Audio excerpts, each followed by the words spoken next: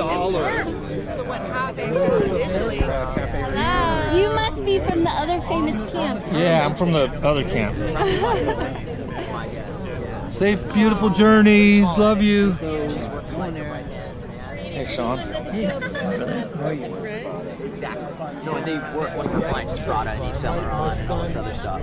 So that's terrible. And this was like a huge problem. You know, like very dramatic. Thinking like the one fraternity. Not the one fraternity, but the one that I kind of thought Picked a better the most people. location or anything like that. No, and do you know this girl? I do. Hi, Michael. Hey, how you doing? See you. You were at the burn with us, right? Of course, man. Yeah, we had a great time together. Have fun. Hey. No, We did the bike. Hey. A six. Hi.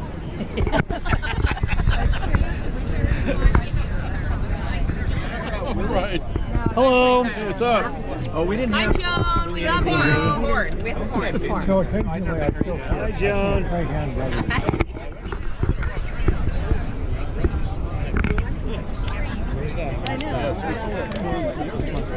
I sorry that one originally. Yeah, the jacket. Oh, I was going to be thinking, hey. Hey. To do that, it probably would be a good idea. Bob? Bob, it's a bit because it keeps happening. The same. Hi.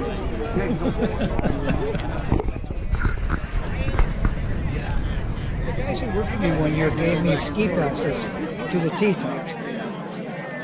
I need one other.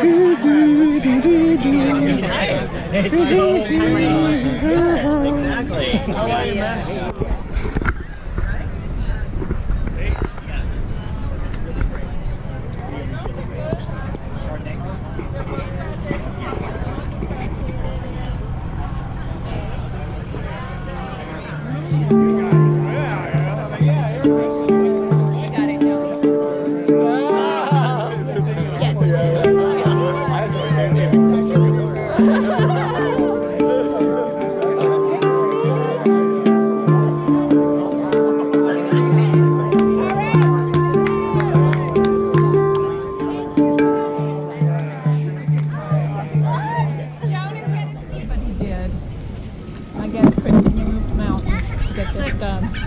I have to thank you 100 times, and Keith too, and all the family that helped, even if it was just putting butter in the bag. Okay, although Erik freed himself from his physical body on August 6th, I'm confident his energy is still here, flying around on his latest journey, zipping in and out of his favorite places and then some, including right here, right now, with us. Yay. Erik, this is going to be a little history, which you all mostly know. He was born in Marin General Hospital in 1968. The good old days when life was simpler. He was raised with his two sisters in San Anselmo, as everybody knows, and he loved teasing them and trying to get in a word edgewise, which really was difficult. I think he still resented that until he died. When he was about 7 years old, I told him, you either have to play baseball or go to summer school, because I was always working. And he went to play baseball. He hated it. And so I go to watch him play, and he's out there in the far field playing with his mitt. And I thought, oh my God, it's hopeless. I went to watch him. Nevertheless, he continued to play ball, Little League, soccer. Joan, that's a little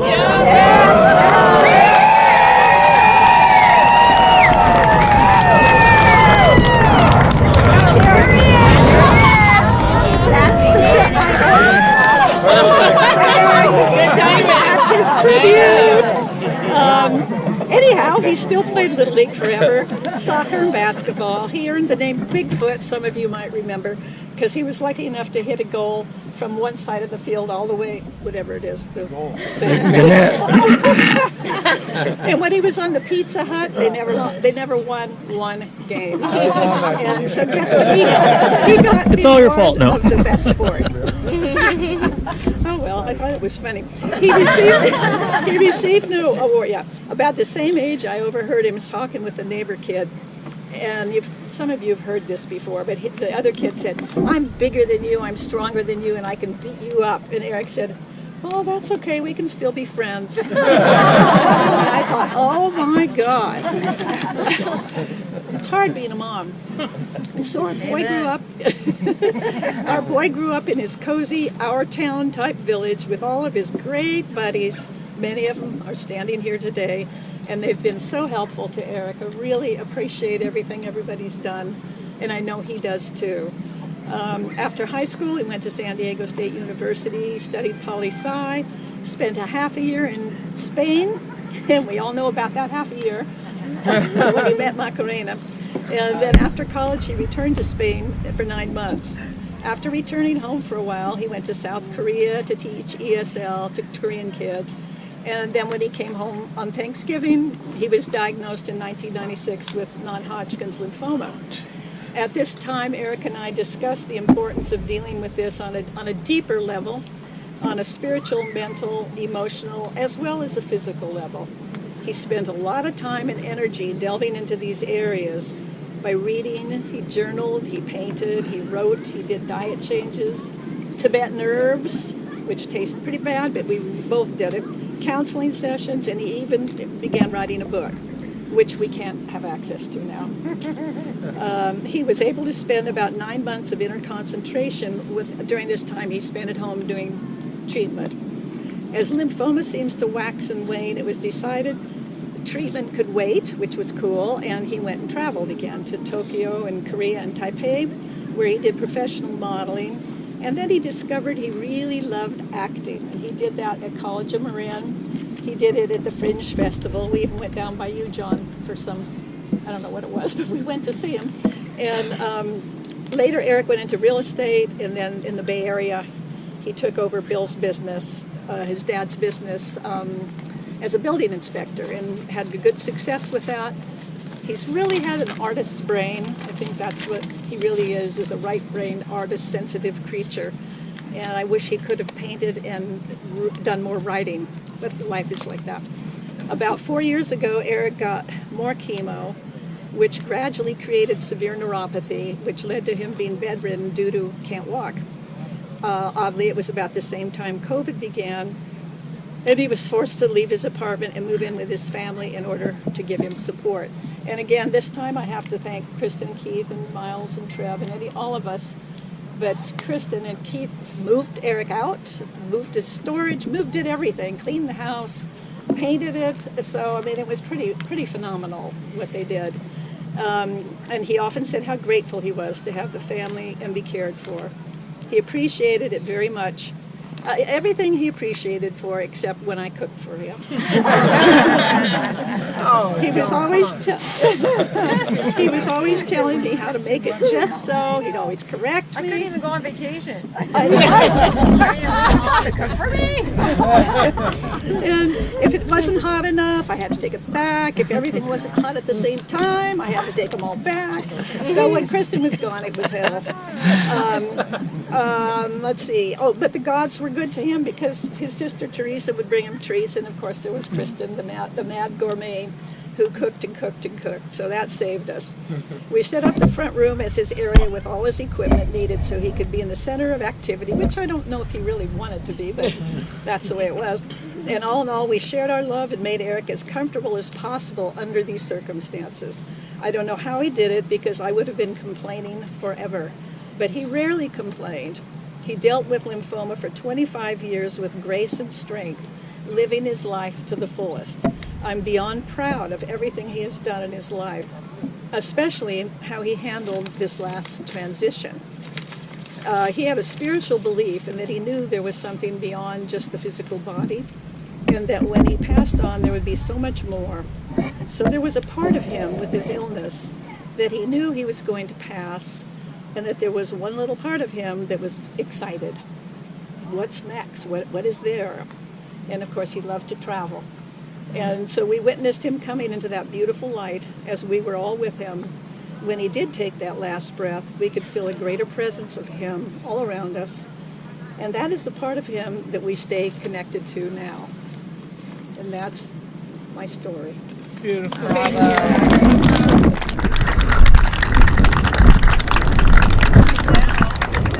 To say something? Well, I didn't prepare anything except for food. Just say he was my brother. He was my playmate all of our lives. We got to be little kids together and grow together. And he was my confidant as a younger adult. Erik comes and goes a lot, as you guys all know. So still easy to stay connected to him, though. He's just such an open, honest, what you see is what you get kind of person. And I'm just going to really miss him terribly. But I'm so glad that you're all here, all these beautiful faces and all the memories that are here. It's just really wonderful. So I think that's all I can say right now. Thank you. Thank you.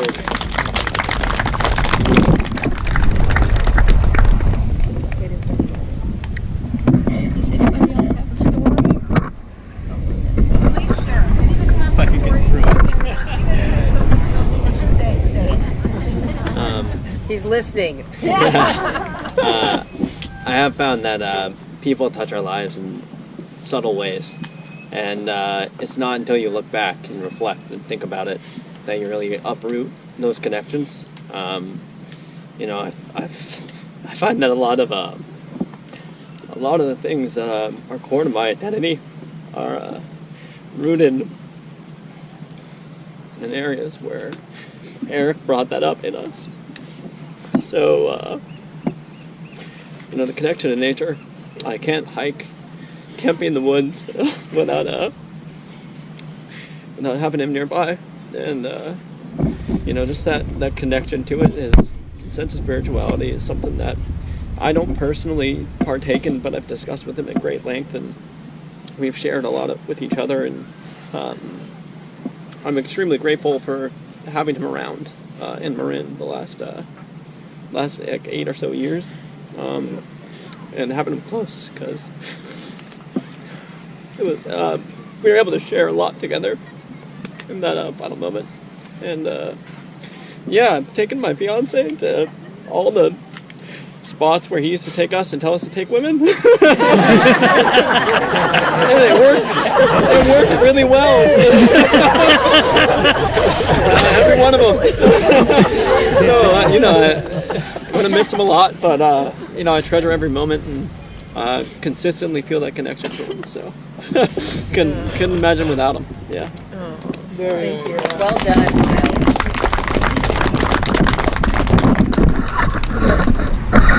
Anyone else? I was going to say Paul. I really got something. Come on, Paul. I was with Erik at Caledonia Records, and it was around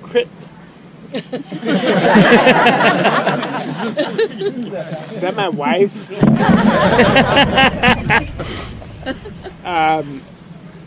So Caledonia Records was in Fairfax, and it was Van Morrison's dad's place had that, and so we bought some albums in there, and Erik bought an album. He's like, "Oh, I bought a Doors album." I'm like, "Oh yeah, the Doors, nice."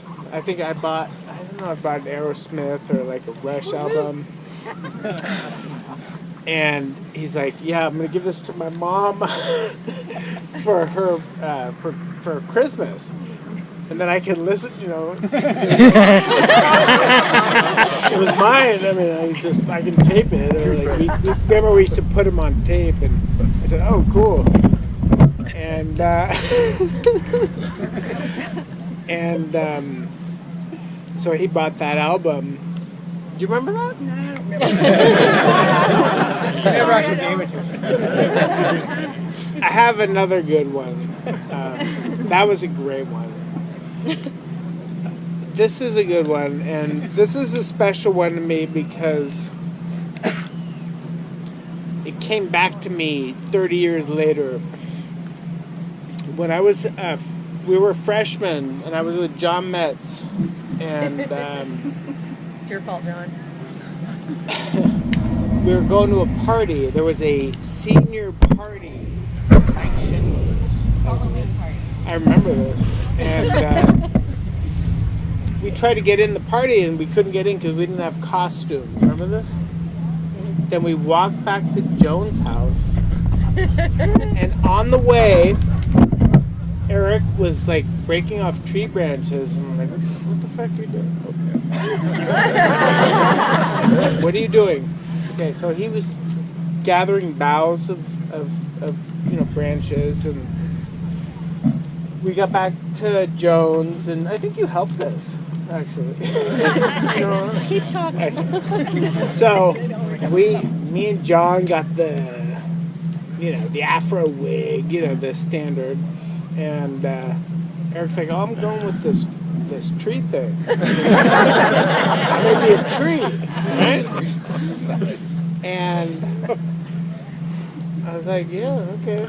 So he I think he had a t-shirt. He might have put a little circle, and he became a tree. So we made it back to the party. They wouldn't let us in, by the way. When we went there because we were out of costume, and we're freshmen. Keep in mind, and senior party, big deal. They were like, "Oh, Erik, I love that. That's awesome. Awesome costume." It was a hit. And, we got in, yada, yada, yada. Here's the thing. 25 years later, I was hunting, and we had to go to, where's my wife? Marla? Over here. We had to go to a party. I was like, oh, I did not want to go to this party. It was a, costume party. I'm like, I'm going to be a tree. I cut down some boughs, and I thought of Erik.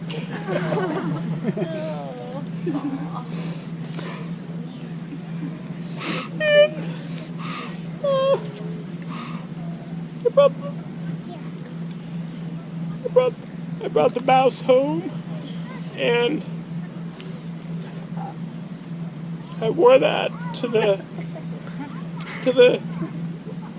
Where's my wife? Marla brings issue. So he wore it to the party, and he got. I won a prize.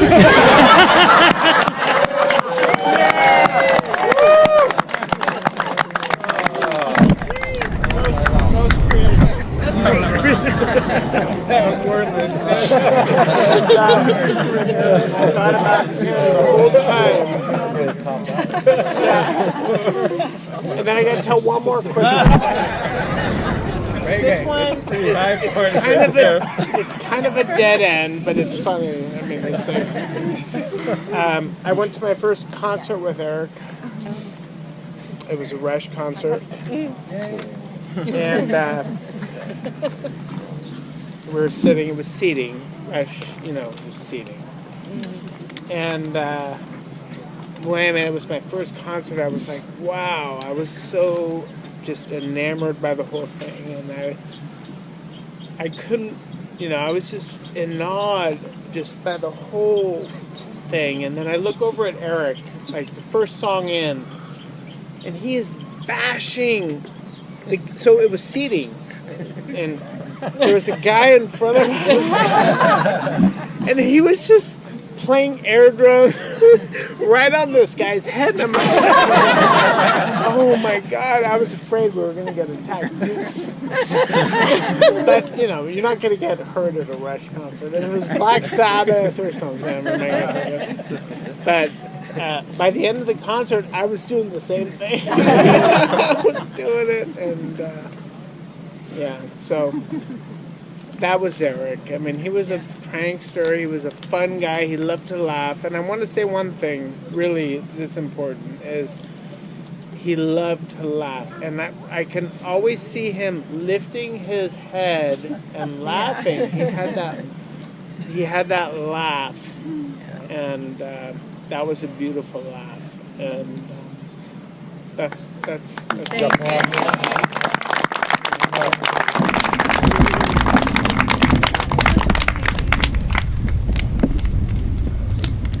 I'll go.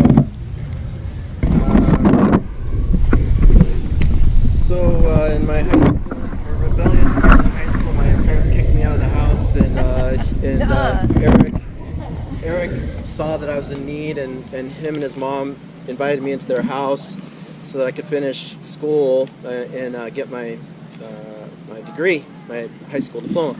So I always really appreciated that he went out of his way to help me at a difficult time.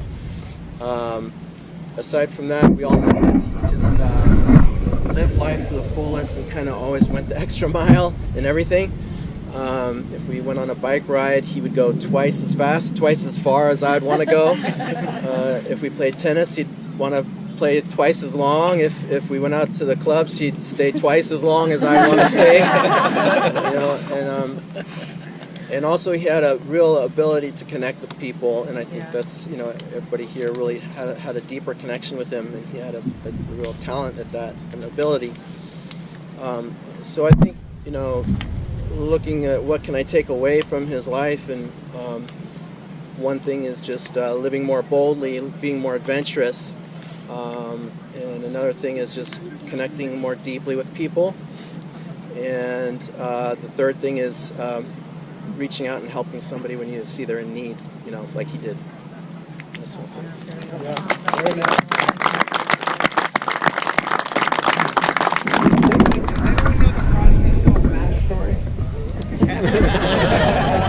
That was in Hawaii? Yes. We have to tell that. Kristen, tell that. Steven, you tell it. I don't remember it well enough. All I remember is he was at the beach. We have to tell that. You know No, it's okay. No, Paul, go ahead. Hi, Michael. We can tandem it. Go ahead. But I might not know as much as you. What I know is he and Rachel were in Maui. They were on the beach, and of course Eric lost his freaking keys in the sand. I think he put him under the towel to hide him so no one would steal him, and then they couldn't find him, and they're stressing out, and they end up going to the road, and were they hitchhiking, Paul? No, they were on the beach. I mean, But when they left the beach because they were giving up on the they keys. were hitchhiking, Yeah. And they got I don't recall that aspect. okay, Yeah, they didn't know how to get out of their situation, so they were like hitchhiking. And the person who picked them up was Nash. Graham Nash. Crosby. Nash from Crosby. Graham Nash. Graham Nash. And totally Graham Nash. Thank you.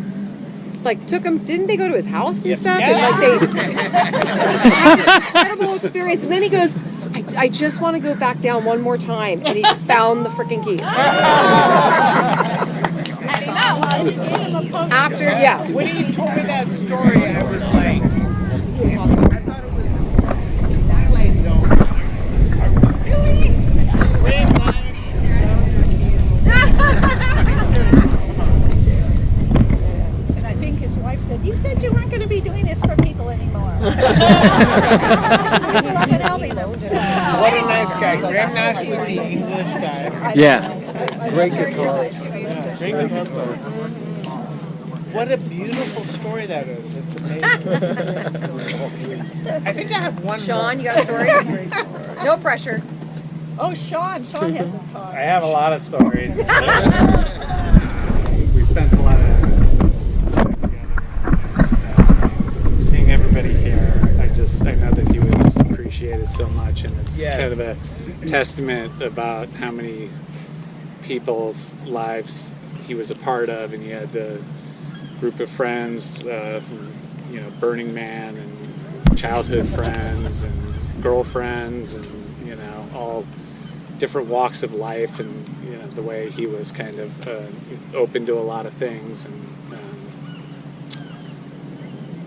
I've known Eric since I was probably about 8 years old. We played baseball together and kind of came together in junior high school, and just spending an incredible amount of time together to where you remember like what his childhood bicycle was, and the t-shirts that he wore, and just everything. But just I think a good segue from listening to all these other stories is how he would just approach things so aggressively, and so like you never wanted. I mean, from the time that I met him, you might throw a plum at him, and he would charge you and want to throw the plum at your head, and he would just all out like take these things on. It could be against 10 of us. Yeah, and he would go, and he would, whether it's like, you know, The BB gun wars? what, yeah.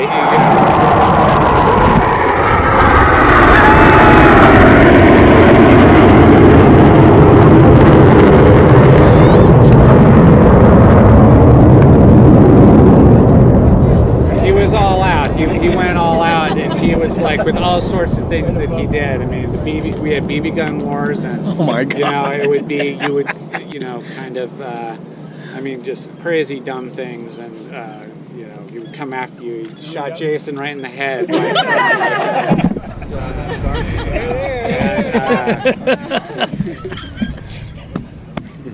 In San Diego, he would. Kenny got on the handlebars of his bicycle and was running and crashing. And That was my I took the story. He still got gravel in his ear. We can show That's my story. Yeah. Well, it was one of the stories. No, that I like remember, Erik, right? just to talk about that, like Erik, he everything was all in, right? So we were all day going to parties all day in San Diego. I lived with them for a while. And we would, you know, all day partying, and he's like, hey, like, how are we going to get back home? He's like, well, just get on the bike. Get on the handlebars. I'm like, okay, you know, like, all right. So I get on the handlebars, and there's it's like a, you know, like a, I don't know what type of bike it was, but there's front foot pegs on the bike. It's like, just get on the handlebars. I'm like, okay.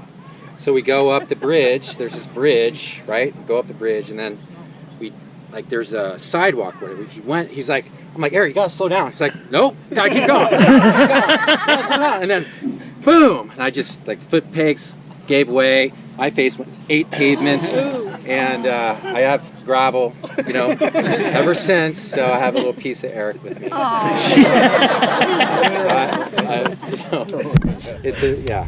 So, anyways, not to go off the. I mean, that it's just fit, all those kinds of stories about how his just, it's like he had that kind of reckless, almost, you know, kind of, you know, and determination, and kind of just going all out, and you know, he did. See how far it would go. And it's just like a lot of these stories seem really horrific and kind of a little alarming, but it was kind of like the fabric of my childhood with Erik, and just also the, you know,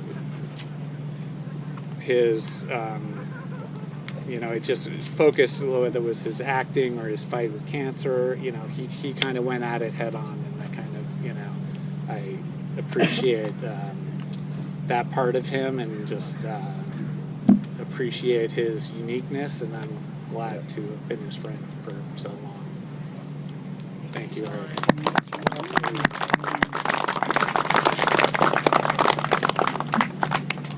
I'm just going to interject. I'm loving the blue angels coming around.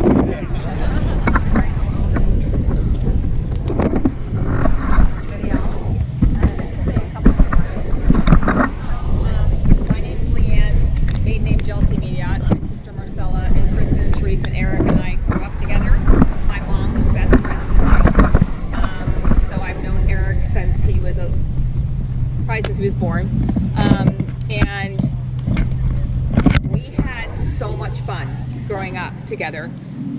Joan was the most amazing single parent you could have possibly imagined. She would pack all of us up and take us up to Richardson Grove, where we would all camp, and we would eat macaroni and cheese, and we would play together, and my sister would get stung by bees, and we have an emergency room, and we would just have the most amazing memories of growing up with Joan and all of us. No parents, just Joan and all of us. Erik was the only boy, and there was Kristen, Teresa, Kristen, Marcella, and I. So 4 girls and Erik. Erik, the youngest. And he would let us dress him up as a girl. And not sure he liked that or not, but he let us do it. And with a smile. And he just had a really huge heart. And the last couple times I saw him, I saw him the Thursday before he passed, and I walked in, and he lifted up one eye and gave me a big smile and wanted to know how I was doing, and we had a little glass of wine, not Erik, but we did, and he was like, are we bothering you? He goes, no. He goes, I just really like listening to what you have to say right now. So that was my last day with Erik, and it was an amazing day because he was still really there and really listening and just curious as to what we were all doing. And he wanted to know what I was up to, what I've been doing. And it was like I felt really bad saying, oh, I went on a hike today, or I did. But, you know, genuinely, he was really happy to hear that I went on a hike, even though his body was breaking down and he was in a hospital bed and he couldn't go on a hike. But he was like living his life through all of you here and what your adventures were, and not feeling bad or making you feel bad about what you were doing, but just genuinely thrilled that you were out there living your life. And that takes a lot, because even when I'm not feeling good and I feel sick, I'm like, well, screw you, you're on a hike and I don't feel good, you know. But think about it. Think about what he went through. Think about his life, his journey for how many years he lived, knowing that at some point this disease was going to get him.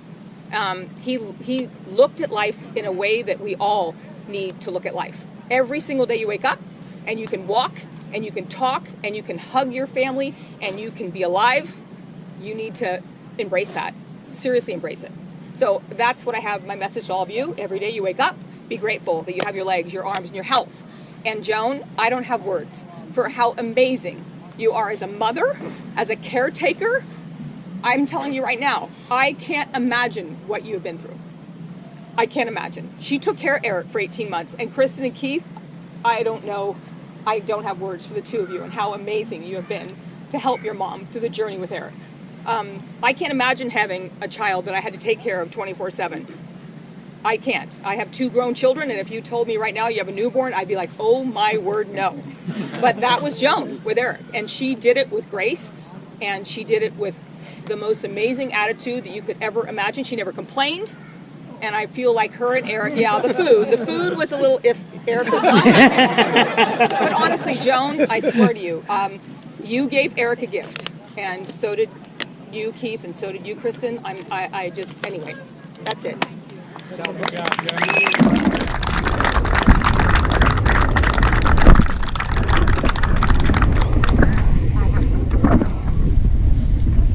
Hi, I'm Erik's cousin. I'd like to say I have a lot of life stories with Erik, but we didn't really spend that much. But the time I spent with Erik was always with questions about, what are we here for? What's our soul's purpose? I want to connect with something. I'm not really connecting with something. How do I connect with something? He was always searching, and he lived in a world that his mom and I did a lot of searching with that kind of thing. And we would come home from our retreats and our things, and we'd be like, can't believe all this stuff. So he was in an environment of it. And I sometimes wonder if his physical suffering with his illness pushed him towards that road with us as well. But I know he was always searching, and it was always really fun to have those conversations with him. And when he,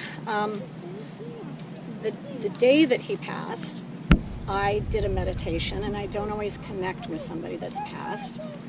And I very vividly saw Erik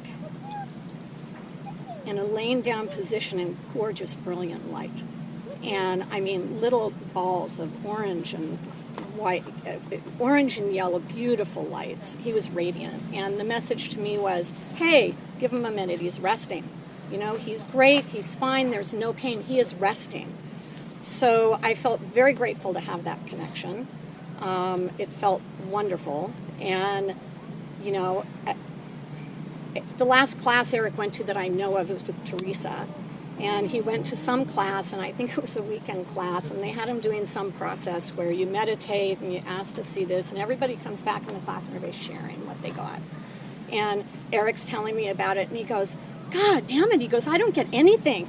He goes, all these people see things, and I don't see anything, and I really try, I don't see anything. And we were having that conversation.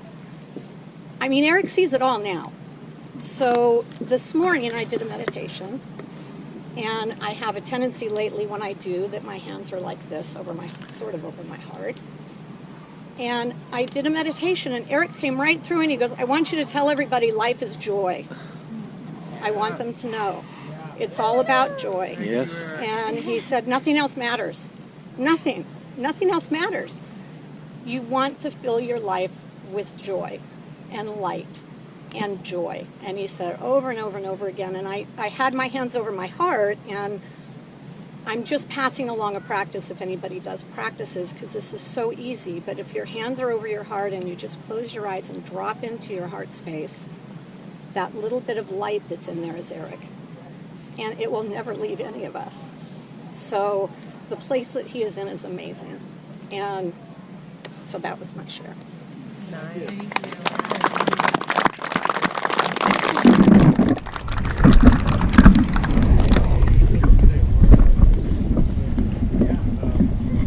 I haven't known Erik very long. I met him in 2016. So I have never met someone who has felt so comfortably just being there for others and being so loving.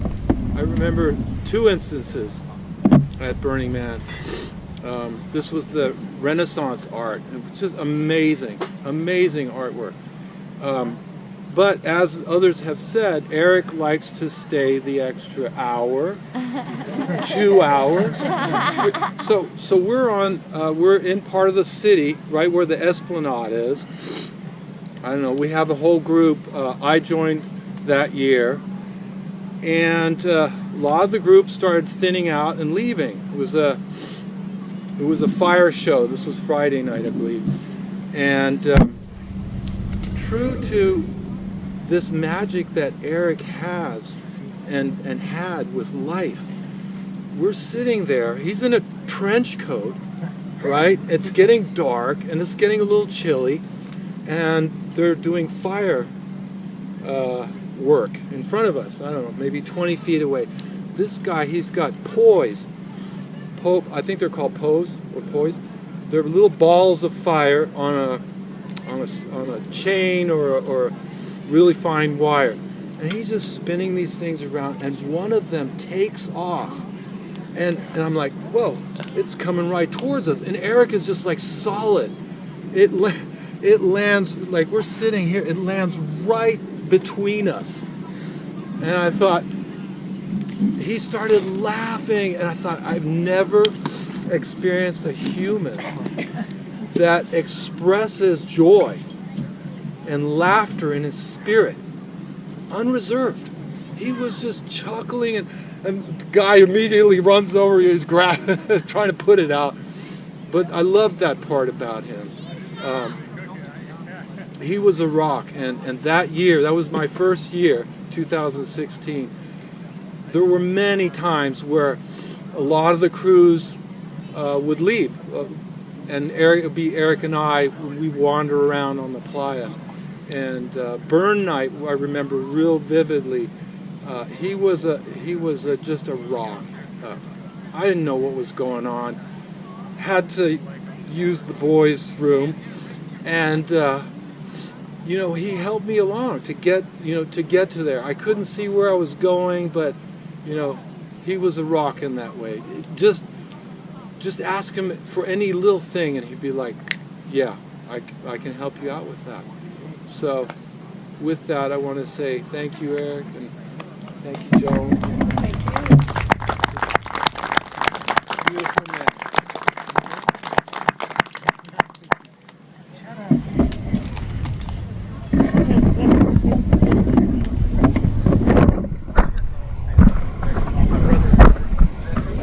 I was Erik's nephew, and he was very, as many people have said, a really adventurous guy. And he lived free, and he had that free spirit. And I'm kind of the opposite. I live in my head a lot, as people who know me know. And what Erik showed me, which was so important in my life, was that there's another way, and that life needs to be embraced, and that you gotta take chances and live fully. And it's something that I don't always embrace, but having seen that, it was just a really powerful thing to have someone in my life who could embody that, and who could remind me of the possibilities. So. Oh, that's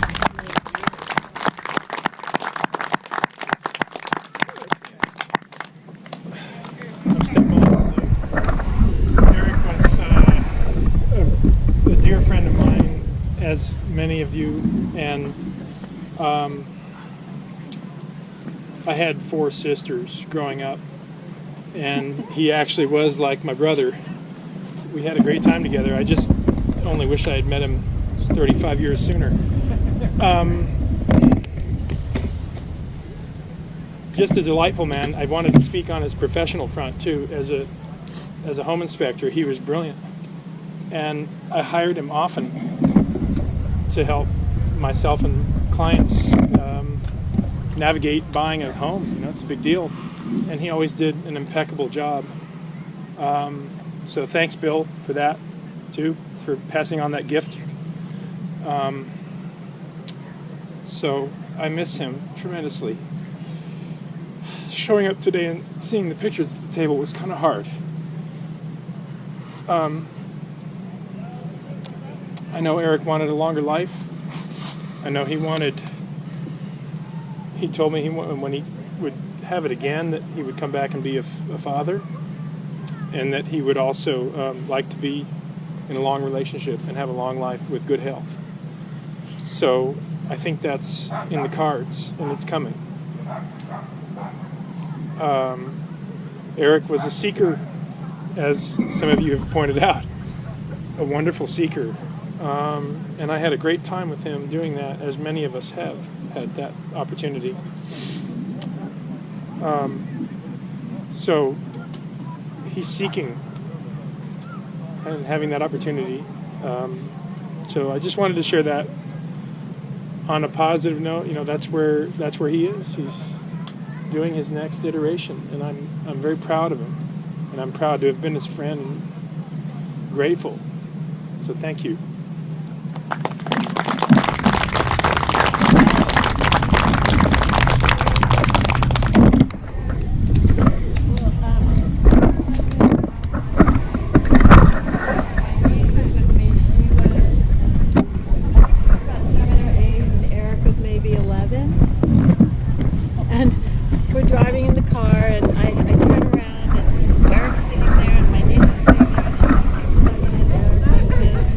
Like, she was like enamored by him, and I don't think she was into boys yet, but I think that was her first experience of like, wow, he's like really cool. So fast forward about 10 years, and I really wish I had gotten to know him better, but Meanie Mom wouldn't let me. Meanie Mom Joan wouldn't let me. But now hearing all the things that everybody's saying about him, it's like, he sounded like he was really fun, and he would have been fun to know better. And I didn't really get to know him better, again, because Meanie Mom won't let me. That's it. So, this song I'm going to play is called Ancestors Past and Future, and it's the first song I played on a Native American flute after I learned my grandmother had passed away. I played this song for my parents, uncles, aunts, cousins. This is for Erik.